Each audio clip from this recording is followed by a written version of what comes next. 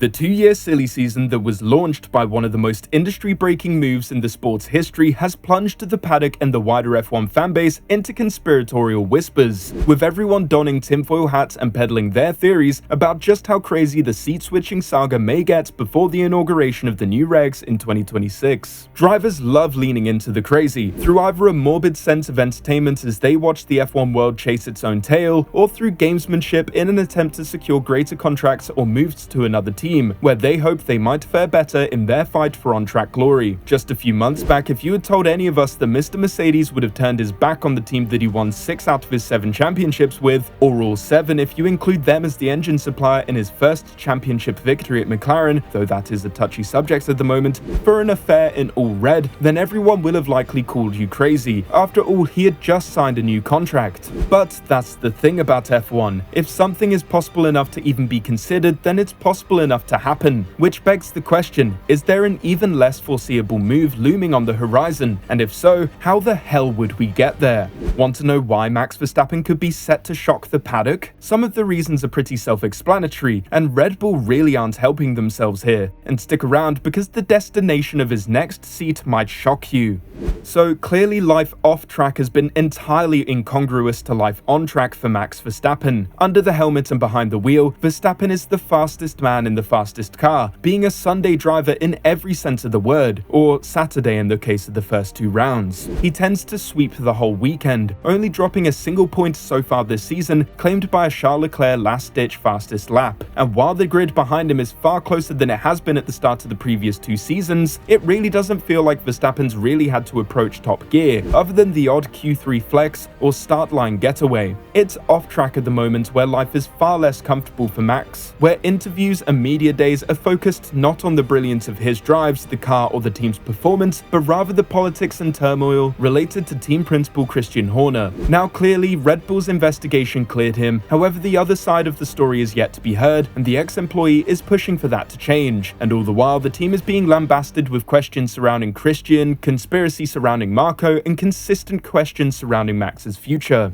If all of that sounds like a lot for someone just doing their job to answer to, then that's because it is. Max has really not stepped a single foot out of line over the past couple seasons, and beyond that he has not faltered in his job at any point. So for him to face all of these questions and general pressures is not really what he deserves nor appreciates. It's all fine and well people having their theories and giving their opinions, but there's an awful lot being shoved directly down Max's throat at the moment, and that goes beyond the aforementioned tinfoil hatmanship.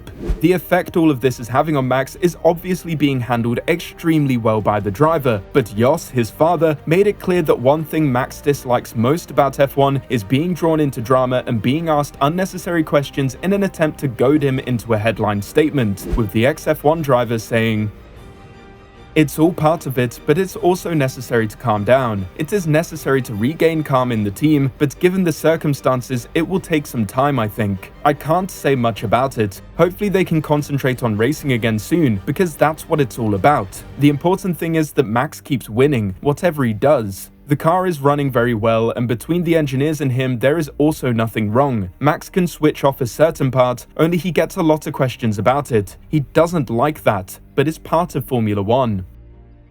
We've already covered in exhaustive detail the fact that Max does not want a thing to change, especially anything to do with Helmut Marko, with it being as much as confirmed that Verstappen has an exit clause tied to the team advisor being at the team, or rather no longer being at the team, if that were to ever be the case. The tumult at the team is clearly not going anywhere, with the ex-employee taking strides towards legal action and formal complaints to the F1 governing body, which means that Verstappen's frustration at incessant questioning and sideshow antics while he is doing no wrong is not set to cease for the foreseeable future. This does bring into question whether any seeds of doubt about his future may now have been sown, and while he has insisted that, unless he is given a reason not to, he will see out the length of his contract, it seems that it may be a question of when, rather than if this happens. Okay, obviously it's tinfoil hat time here, everybody.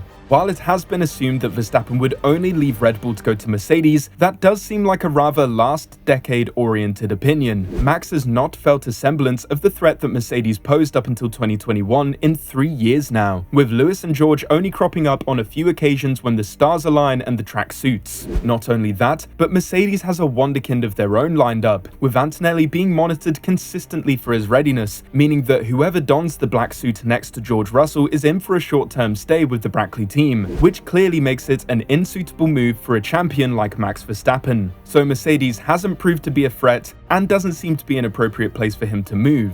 A team that has posed a threat, however, and has shown an upward trajectory as well as having a clear 1-2 structure that would suit a driver like Verstappen is none other than Aston Martin. Now, hold on before you click away in disgust, just hear us out on this. And please ignore the rustling from the tinfoil. If Verstappen was ever to move away from Red Bull, he'd be looking to continue fighting at the front in as smooth of a transition as possible. Entering a team where one driver needs no reason to fight for the #1 seat due to his dad owning the team would mean that Verstappen would just walk in and take the #1 seat off the bat. I think we can all agree that Lance Stroll wouldn't try and put up a fight like George Russell would after all. Not only that, but familiar partners in the form of Honda providing the powertrains, ones which Verstappen has so far used for every one of his championships, will be something that Verstappen looks fondly upon. As well as this, there is a contingent of ex-Red Bull personnel within the team, with the most notable being Dan Fallows, which would likely soften the landing for Verstappen if he was to go green in the future. Clearly, all of this relies on a Spanish elephant in the room no longer being there in the form of Fernando Alonso, who is currently keeping it rather coy in regards to his future, both at Aston Martin as well as the sport at large. If Alonso were to decide to call it a day, presumably the same day that hell freezes over, then Aston Martin will look to immediately bring in some star power and some championships. It's the same thing they did with Alonso and Vettel before him, bring in a world champion to head the team and take it forward. And out of the two that would be left on the grid,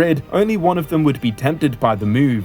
It may not necessarily take Alonso backing out entirely either, as if the Spanish driver takes too long to decide on his future, the team may push for a replacement sooner rather than later, and convince Verstappen that he should be at a team where he can focus on the thing he actually wants to do, where nobody will attempt to use him as a pawn and he can just get behind the wheel and drive. Max may well be pushed out by the very powers trying to keep him there, as both sides pull on him like toddlers arguing over a teddy, and try and puppeteer him into taking their side. It's fair to say that Verstappen is one of the people in the F1 world least likely to take kindly to such things going on. It'd obviously take some convincing and a further devolution behind the scenes at Red Bull to prize him from the fastest car on the grid, but it's pretty fair to say that the higher-ups at Red Bull seem to be doing everything they can to make Max consider what life would be like elsewhere, where there is no pressure on him apart from drive the car as fast as you can and win us the championship.